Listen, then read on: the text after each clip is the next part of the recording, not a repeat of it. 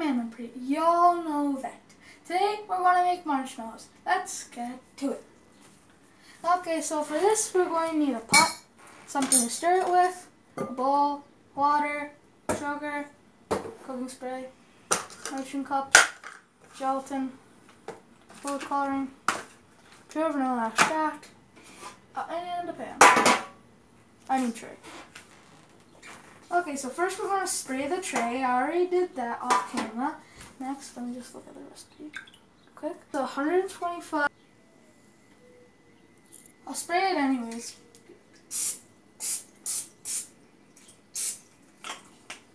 You don't need that anymore, and just spread it out with anything. I'm going to be spreading it out with a napkin.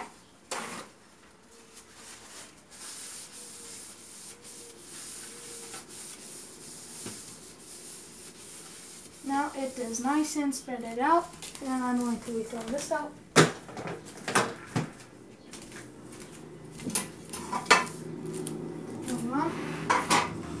Now what we are going to do is fill in 125 ml with water.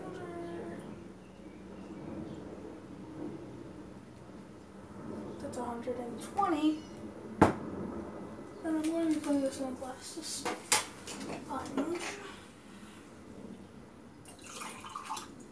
That's 120, and I'm just going to fill something else up with just a bit more water so I can put the 5 ml.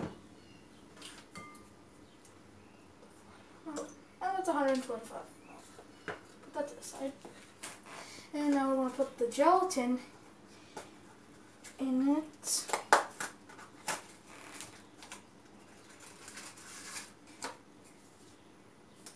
Okay.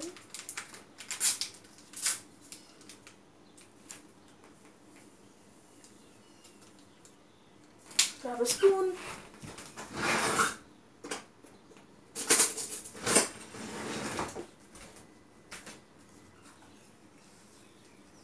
And we're going to mix this up.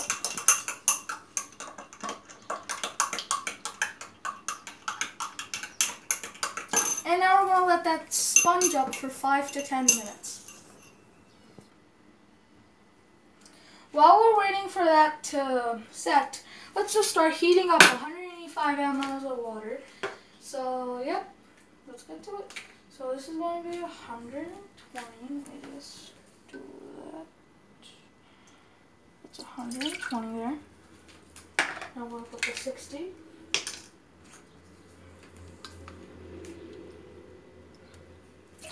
There we go.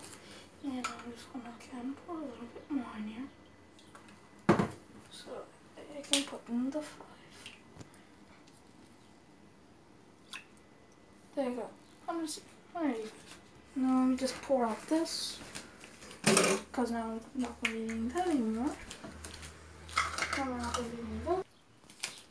And now we're just going to put this on high heat and wait for this to boil.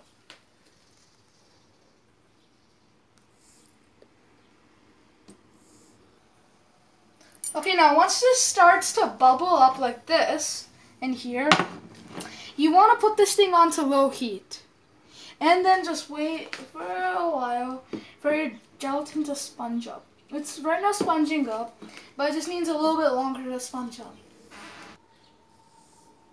Okay, once your gelatin is sponged for at least 10 minutes, you wanna put your low heat to off, and then just pour the gelatin into your water, and then stir it until the gelatin completely dissolves. And if your water's starting to get cold, you can always just leave it back onto low heat if that might happen.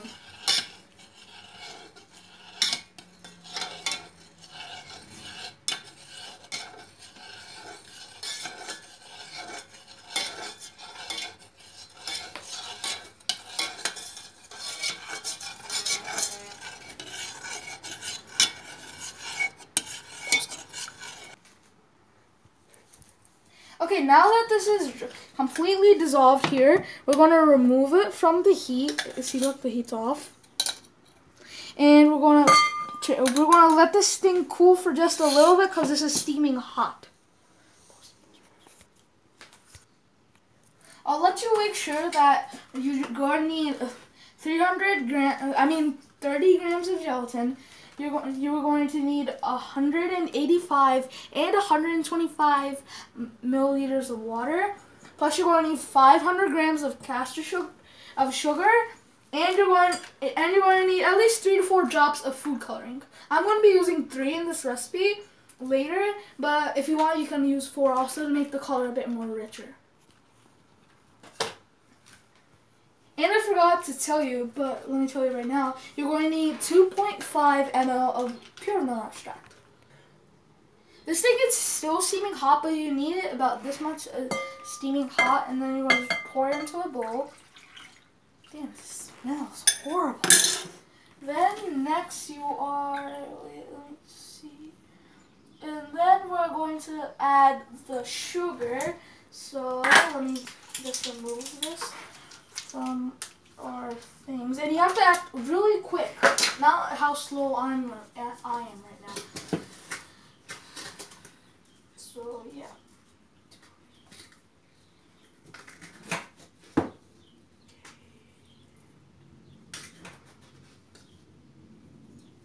Okay, that's 150 in there. Then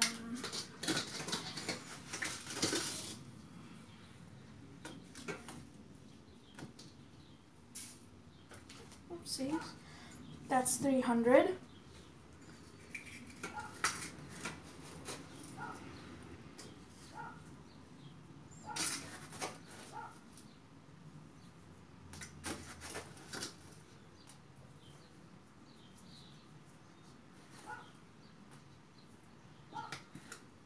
That's 450 in there, and then we're just going to grab this. Since this is 60, I'm going to just remove a little bit so that it can become 50. And now that's 500. And now we are going to start to mix it for 7 minutes. You could use a standby mixer, but because I don't have that, I'm just going to use this instead. So right now it's 202, so I'm going to mix this until it's going to be 209.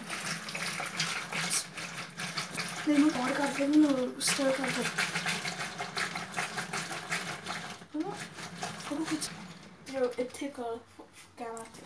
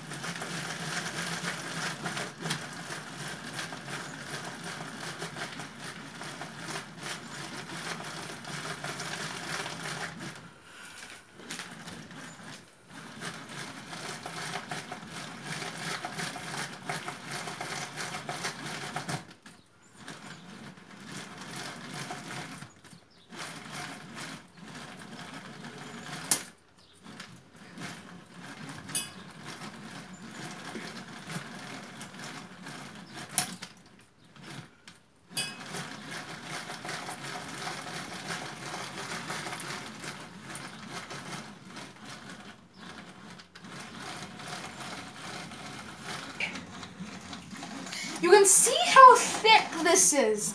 Right now it's 206. I just have to wait for 3 more minutes. But this is really thick. Okay, now it's 209, as you can see at the clock on the oven. Look how thick this is. You should get consistency like this. Okay, now after you do that, you're going to add your vanilla extract. You're going to add 2.5 ml. Let me grab the cup. Okay, so now I'm going to pour it into this so I can measure it out. It's just a little bit above, but if you want a little bit extra flavor, it's good enough. but you're going to need 2.5 ml of this. So put that in there. Wait. But like again, if I said if you want extra flavor, you can just put a little bit more. And I'm not going to do that because I'm going to go by the recipe. And now you're going to add 3 or 4 drops of your food coloring. Like I said before, I was going to add 3 in this recipe. So I'm going to use yellow food coloring. It's optional. And there you go. This is 1, this is 2, and this is 3. And now that you're done with this, now you're going to just mix it again for another minute. Ooh, wait. Now I'll come back after another minute. Okay, now that after you're done mixing, it should look like something like this if you are using yellow. And it's very thick. And now what we're going to do is pour it into this tray that we have oiled here. And it's still oiled after a long time, which is amazing. Blah, blah, blah. Anyways, moving on. I'm going to just put this thing into the shank. Okay, now that is in the sink, and I am going to use this cake froster to pour it into this, just for help. Now like that, I'm just gonna spread it out. Right now, I think so. That's enough. Stop that. I'm just gonna try this thing. That's good. Now I'm going to spread this out just a little bit, and now I'm just going to continue adding more to this.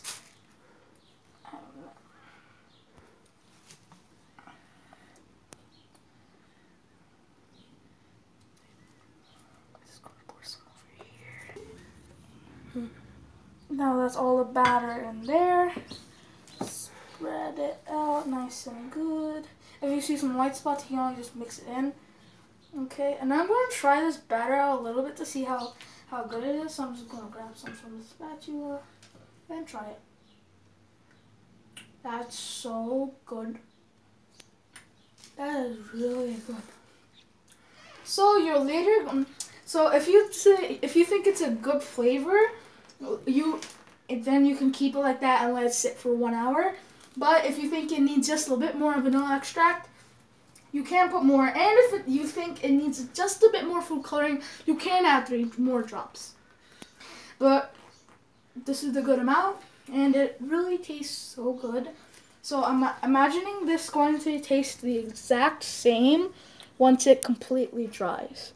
Now we're just going to let this sit for an hour, and then we're going to come back after an hour and then cut it up into pieces. Now here's a tip. I just move this thing to the side first and let it sit in the sunlight. You can remove some of the air bubbles like by just shaking it and tapping it on the counter of your kitchen to like make the air bubbles rise and make it dry a bit faster. Or if you have guests coming and you're just thought of making this as your dessert, you can always just put it in the fridge, and that will cut off half of your time. And you know, just put it in your fridge. Messy fridge. And then it will just cut off half of your time. But we're not doing that right now because we have no guests coming. And yeah, we're just going to keep this thing out. So I'm just going to put this in here. And now while we're waiting, I'm going to help my mom clean up all the mess that we made here right now. Okay, see you back after an hour. Okay, now that this thing has cooled down, you can, if you want to make sure if it cools down, and this is a tip, if you want to make sure this thing has cooled down, you can just always poke a toothpick in it, and if like the marshmallow batter only like sticks on it a lot, then still keep it to dry for longer. To cool down and harden for longer. And if it sticks only a little bit, that means you're ready to, ready to cut. But before you cut, you put some icing sugar on. So put some sugar on it.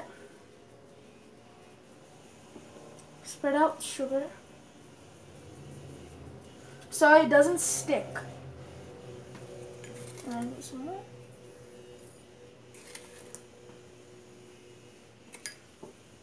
Okay. There we go. Okay. Now I'm gonna put this to the side, and now I got this like mini pizza tray over here, so you can flip it onto it. And just hope this works. So I've seen some YouTubers like make marshmallows at home and flip it, and they kind of fail sometimes. So I'm just hoping it works. 3, 2, 1. Just shake it. It's not coming out. You know what? Plan 2. Okay, so that was a fail, but don't worry, it's alright. You can always just put a little bit extra icing, put a little bit extra sugar in it, and then just cut it up into pieces in the tray instead. So we're going to make it like 8 by 8, so you can get a total of 64 pieces, and that will make mini marshmallows. So yeah, time to cut. And as you can see, I can cut it like a bit nicely. Or I got actually an idea of, or if you really want to take it out on a tray and then cut it, you can always just do this, or take it off of this, take the sides off and then do it, because it might have got stuck to the sides. So now that I've removed it from the sides, there you go. And I'm going to try it again just in case, but if it doesn't work again, you can always just cut it up like I said before. So yeah.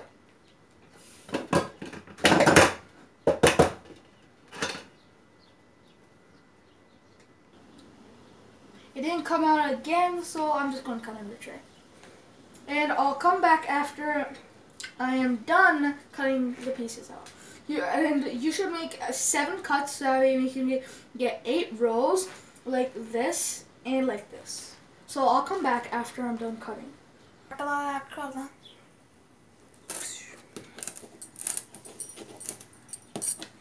Okay, so now that you're done cutting out the marshmallows, you can always just grab it with your knife. This will come out now. Just grab it with your knife. And then just put it on the tray that you want to serve it with. I'll move the tray over here so I can see it. But make sure before you're serving it, you put sugar on it. So I'm just gonna put 2 on each. This looks like butter right now.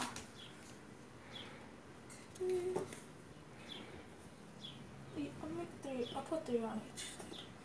This is still going to be a little bit sticky. That's all. But that's just normal when you make homemade marshmallows, and you can always and to remove the stickiness, just grab the sugar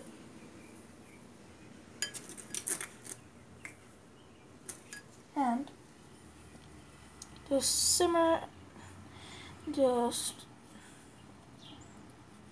lightly. Put some of this on top. And you're done. And if you want, you can just put more than 3, but for video purposes, I'm putting 3. And now I'm going to try one.